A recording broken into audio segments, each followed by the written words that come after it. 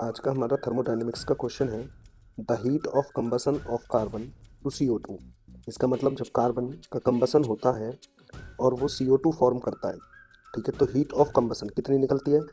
393.5 kilo joule पर मोल निकलती है। ठीक है बेटा। The heat released upon formation of 35.2 gram of CO2। अब इसने कहा कि अगर सपोज करो आप इसी प्रोसेस से CO2 फॉर्म करते हो और वो भी कितनी CO2 बनाते हो? 35.2 ग्राम CO2 बनाते हो, तो बताओ कितनी हीट यहाँ पर रिलीज होगी, ये पूछा गया है। ठीक है, चलो इसको हम करते हैं। तो देखो सबसे पहले हम इस बैलेंस्ड इक्वेशन के अकॉर्डिंग चलते हैं। ये कार्बन कितना है यहाँ? 12 ग्राम। कितनी CO2 बनाता है? 44 ग्राम। तो इसका मतलब जब 44 ग्राम CO2 बनती है तो इतनी किलो जूल पर मोल निकलती है, पर मोल में रिलीज होती है। तो हम यहाँ ऐसे कर सकते हैं ना कि 44 ग्राम CO2, ठीक है, फॉर्म्ड कितने से होती है? 12 ग्राम कार्बन से। ठीक। तो 1 ग्राम CO2 कितने से रिलीज होगी बेटा? थोड़ा रफली चल रहा है, समझ जाना। 12/44 ग्राम।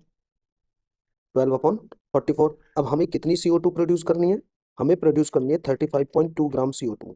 तो 35.2 ग्राम CO2 जो रिलीज होगी वो कितने से होगी? 12/44 इंटू 35.2 ग्राम। किससे? कार्बन से। ठीक है। और ये कैलकुलेट करने पर कितना आएगा? 9.6 ग्राम ऑफ कार्बन। इसका मतलब ये हुआ कि बच्चों हमारे पास अगर 9.6 ग्राम कार्बन है तो हम इससे 35.2 ग्राम CO2 बना सकते हैं। अब हम इस कार्बन को मोल में कन्वर्ट करते हैं। ठीक है। और मोल इक्वल क्या होता है? मोल इक्वल होता है मास अपॉन मोलर मास। तो मास हमारे पास कितना है? 9.6। मोलर मास कार्बन का कितना होता है? 12। आपने इसको सॉल्व किया, कितना? 0.8 मोल। इसका मतलब हुआ बच्चों कि 0.8 मोल ऑफ कार्बन से हमारी इतने ग्राम CO2 बनेगी। तो बस सिंपली अब आपको क्या करना है? अब आपको पहुंच जाना है कि हमारे पास यहाँ पर कितना था? 1 मोल CO2। ठीक है। 1 मोल ऑफ CO2 के बनने में कितनी निकल रही थी? 393.5 किलो जूल पर मोल निकल रही थी। ठीक है।